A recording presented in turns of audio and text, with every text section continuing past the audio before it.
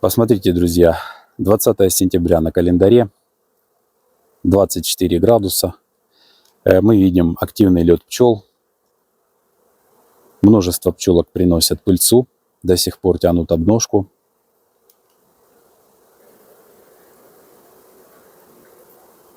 Также стоит отметить, что еще не было ни заморозков, ни полноценного похолодания. Продолжается активный летный сезон пчел. В этом видео я хочу рассказать о современном пчеловодстве, о современных сроках обработки и предостеречь вас от советов, которые иногда дают вроде бы и опытные пчеловоды, но которые привыкли жить по старинке и по старым срокам. А именно, друзья, в этом видео хочу внести некоторые коррективы и ясность, особенно для начинающих пчеловодов, которых постоянно сбивают с мысли опытные пчеловоды, которые говорят, что 20 августа нужно обязательно уже сокращать семьи, закармливать и проводить тому подобные работы по готовке семей к зимовке. Да, готовить семьи к зимовке нужно, но не спешить с некоторыми сроками. Я уже снимал в этом сезоне видео буквально недавно на тему «Не спеши закармливать». Сегодня хочу пояснить некоторые очень важные нюансы, объяснить начинающим пчеловодам осенние работы. Какие необходимы работы, какие работы необходимо выполнить очень срочно сейчас и их взаимосвязь. И сразу хочу сказать, что будет, если бы мы все сделали вот так, как рекомендует старая литература или пожилые опытные пчеловоды. Например, 20 августа сократили, закормили. Что бы мы получили в таком случае? Во-первых, нельзя привязываться никогда к дате, потому что на сегодняшний день система, к которой привыкли старшее поколение, она очень сильно изменилась. Раньше много было колхозов, совхозов, различных каких-то аграрных предприятий, которые действовали сообща по общим срокам, и были определенные планы планирования посевов, планирования дат этих посевов. Ну и климат, климатические условия, температурный режим были совершенно другими, в том числе и весной. На сегодняшний день весной может быть посев позже, раньше, в зависимости от погодных условий, так как погода уже совершенно не вписывается в прошлые рамки. На сегодняшний день эти ориентиры несколько сдвинулись. Это лето было очень холодным, весна затяжная, холодная. Соответственно, посевы были позже и т.д. и т.п. У кого-то есть подсолнух в регионе, у кого-то его совершенно нет. У кого-то есть рапс, у кого-то его нет. И в зависимости от этих медоносов у нас зависит сила семьи, изношенность пчел. Поэтому если наши пчелы износились на интенсивном главном взятке к концу августа, то есть это подсолнух, как это было вот до 20-х чисел, они интенсивно полетали около месяц-полтора, и, конечно же, 20 августа нужно как можно скорее поспешить, быстрее, пока те пчелы, которые остались в летней генерации, чтобы они успели еще и сироп переработать. Да только это часто приводит к ослаблению семей и тому, что старая пчела потом не может выкормить новое поколение. А также нужно учитывать еще несколько факторов. Поэтому давайте так по полочкам, как бы на 3-4 кита разложим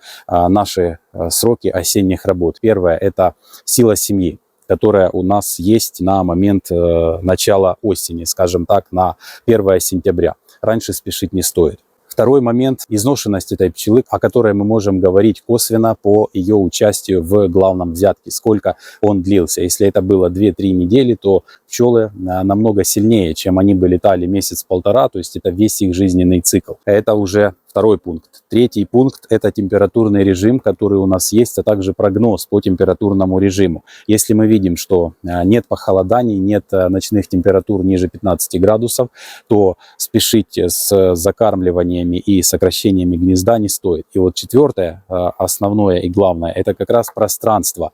Когда мы видим силу семьи, когда мы пересматриваем семьи, мы также видим свободное пространство. Вот это свободное пространство, оно как гармошка в режиме всего сезона. Весна, осень, весна, лето, осень. То есть мы смотрим на это пространство, начиная с весны, мы расширяем семьи для того, чтобы дать им место под развитие и под складывание кормов, а потом наращиваем еще и для взятка, для самого меда. После того, как мы с вами их сократили, обсушили рамки или не обсушивали, это как вы там делаете, у нас остается корпус, в котором забит он, скажем, на этом примере на 12 рамок или там на 10 рамок. На 6 рамок. Ну, все, что меньше 10 рамок, скажем так, давайте сразу поясню по количеству рамок. Это предопределяет, что вы будете наращиваться вверх. То есть у вас тогда не один корпус, а 2 корпуса. Или же, если это рамки рута, то же самое на сентябрь, у вас еще 2 корпуса. В данном случае стою возле 12-рамочного додана. Здесь может быть все 12 рамок, вы осмотрели, посмотрели, полно меда, есть расплод. Наша задача нарастить максимальное количество расплода в августе, чтобы в сентябре-октябре эти пчелы повыходили, желательно в сентябре, чтобы они все вышли, и у нас это место, откуда они вышли, было сокращено. Здесь мы проводим несколько моментов. Оцениваем свободное пространство по обсиживаемости пчелами. Примерно видим, там на полрамки сидят, ага, полрамки, дальше рамка, еще там где-то в конце полрамки. Примерно сложили, посчитали, что у нас пчелы сидят приблизительно там из 12 на 11-10 рамках. Одну рамку, самую пустую, самую маломедную, вытащили оттуда, дали некоторое свободное пространство в этом улье для того, чтобы можно было дальше сокращать. Где-то с первых чисел сентября до 5 сентября можем тянуть. Начинаем закармливать. Почему так поздно? Потому что наша задача не залить вот это пространство, о котором мы говорим, не залить его сиропом. Если зальем, тогда у нас матка будет ограничена в засеве. Посмотрели, пчел достаточно, расплода достаточно, не менее 4 рамок, должно быть не менее даже 5 рамок. Увидели, что там где-то личинка, где-то печатный расплод, суммарно посмотрели и ждем, когда он выйдет. Начинаем закармливать. Пчелы, когда будут получать сироп дозами 2 и более литра, 2-3 литра, этого достаточно, суточный закорм, мы видим, что сироп будет уходить.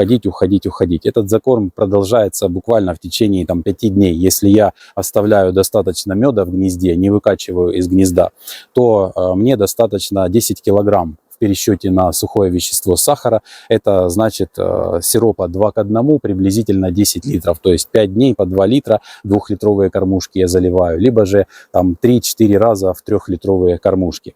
Позаливал, посмотрел. Те семьи, которые сильнее, я заливаю максимально, то есть могу им дать 12 килограмм, 14 килограмм. Те, которые совершенно там слабенькие, бывают и такие, я их вообще не кормлю сиропом. После того, как я прохожу, это я делал вот сегодня 20 сентября, вчера я сократил все семьи, ужал их уже в принципе до момента зимовки. Я могу их и не трогать. У меня пчелы сами себя собирают в зиму. Сначала я им даю возможность на всех 12-11 там рамках, у кого-то 10 похозяйничать. Они раскладывают корма правильным образом, так как им это нужно. Они подтягивают все, что есть на крайних рамках, лишних, если и таким образом я вижу, есть ли лишние пчелы, лишнее место в улье. То есть если у нас на 12 рамках 2 рамки кроющие крайние, внешняя сторона не имеют меда, это значит, что пчелы его оттуда забирают в центр гнезда. И вот там, где у них первая рамка или с пергой активно заложенная, или залита, запечатана полностью, вот это и есть начало их гнезда. Я забираю крайние рамки, которые маломедные и практически без пчел, и ставлю их уже за заставную. А эти рамки, если много в улье, сдвигаю в правую сторону. Тогда у меня получается, что идет мед, где-то 3 рамки. Обычно я ставлю 3 в слабую и 4 в сильную семью. Мед, 4 рамки. И потом у меня идет вот так практически во всех семьях 2-3 рамки расплода. Ну, 3 это исключение. В семьях, где там матки очень активно сеют, рекордистки, там по 3 рамки расплода я им еще оставил. Из остальных я просто поубирал эти 3 рамки в другие семьи. И таким образом получается, что у меня сейчас стоит 4 медовых рамки, 2 рамки расплода и дальше еще 2-3 рамки полномедных. Заставная и вот те рамки, которые маломедные, я их нарушаю восковые крышечки, чтобы оттуда пошел мед. И пчелы активно его выбирают в теплую погоду, из-за заставных выбирают его в гнездо. Таким образом формируя гнездо на зиму. И дальше ситуация может развиваться следующим образом. Если семья сильная, я ее могу уже и не трогать, потому что они перетянут мед из-за заставных в центр гнезда. И таким образом они то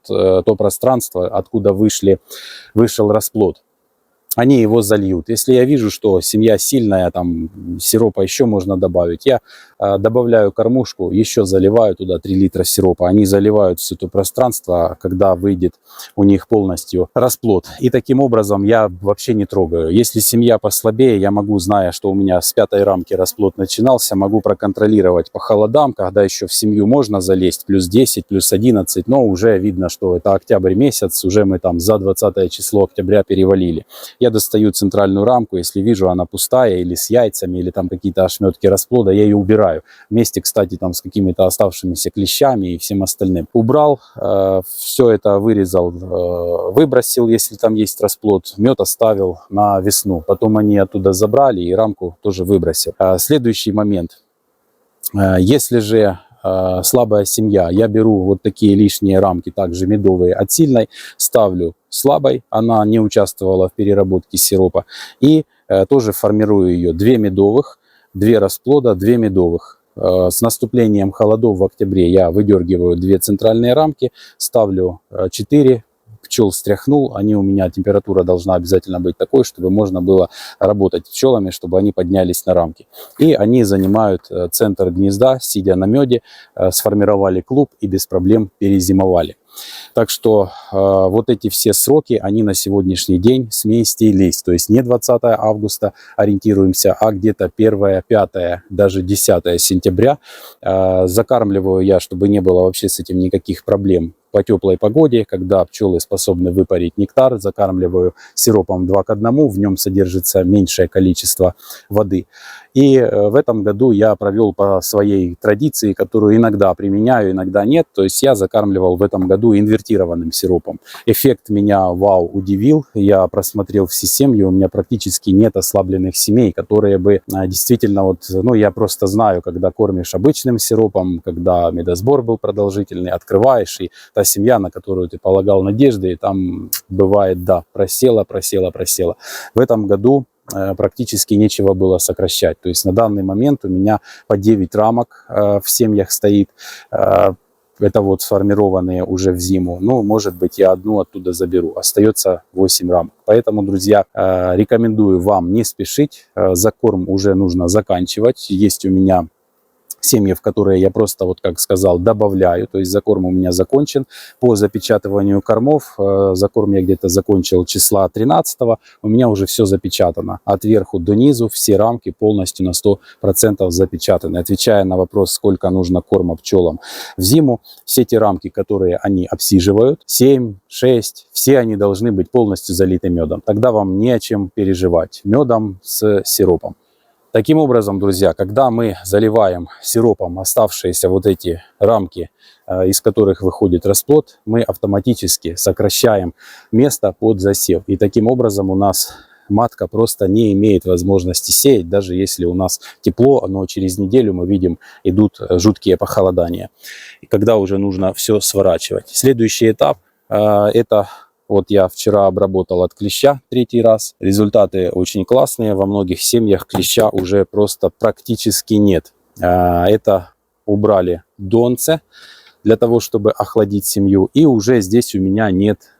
Это, кстати, вот докармливаю семейку, но у меня здесь уже нет подушки. Сироп они весь забрали. Нет подушки ни в одном улье. Я их поубирал для того, чтобы верх у меня не грелся, чтобы уже охлаждать гнездо. Вот в данном улье стоит у меня, в этом улье 8 рамок, заставная и 2 за заставной. Перетягивают мед. Везде после обработки от клеща я сегодня поубираю донья, и таким образом у меня семья начинает тормозиться очень-очень интенсивно. Места под засев нет, холодно, ночи прохладные. Следующий этап — это вот еще 3 дня жуткой жары, там 27 будет градусов днем, а ночью уже плюс 9 и плюс 6 и ниже. То есть вот эти ночные похолодания, они снизят полностью интенсивность развития семей.